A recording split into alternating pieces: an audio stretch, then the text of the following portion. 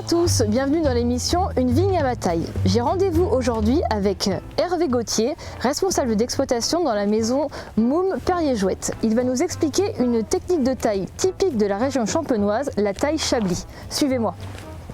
Bonjour Hervé. Non, c'est vrai. Pouvez-vous nous dire aujourd'hui comment on établit un pied de vigne avec une taille Chablis? Bien sûr. Donc on va se mettre devant un pied de vigne. On est sur quel cépage ici? Donc on est sur un cépage chardonnay, dans la Côte des Blancs. Donc là on est dans une parcelle de la maison Moum. Très bien. La taille Chablis est une taille qui a été mise au point par la profession de Champagne. Le chardonnay est spécifique à cette taille car il faut absolument qu'on allonge les prolongements pour que le raisin puisse se développer correctement. D'accord. Voilà. Donc comment ça va se passer sur un pied qui est ici bien établi? Voilà. Donc l'objectif de la taille Chablis, c'est de pouvoir rajeunir régulièrement. Parce que le chardonnay n'aime pas le vieux bois. À partir du moment qu'on commence à avoir de la vieille charpente, le chardonnay ne produit plus. Donc tous les ans, les tailleurs vont donc éliminer du vieux bois. L'objectif est de supprimer une charpente tous les ans. D'accord. Donc une charpente?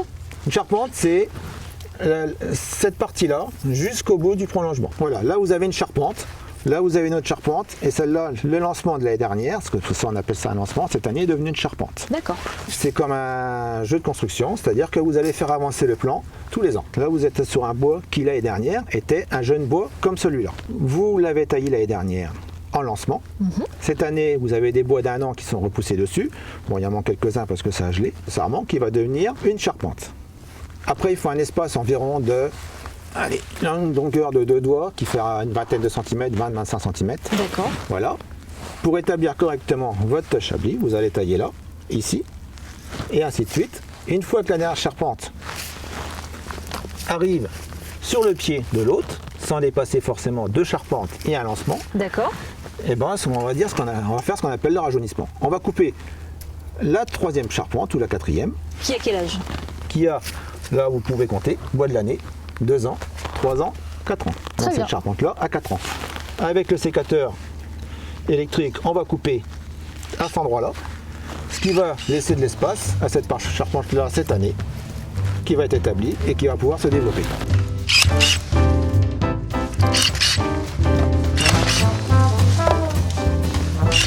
Donc la taille Chablis a l'air d'être une technique très rigoureuse. Comment vous assurez-vous que tous vos tailleurs sont au niveau? Toute personne qui travaillera chez nous devra avoir le concours de taille qui est organisé par la Corporation des vignerons de Champagne.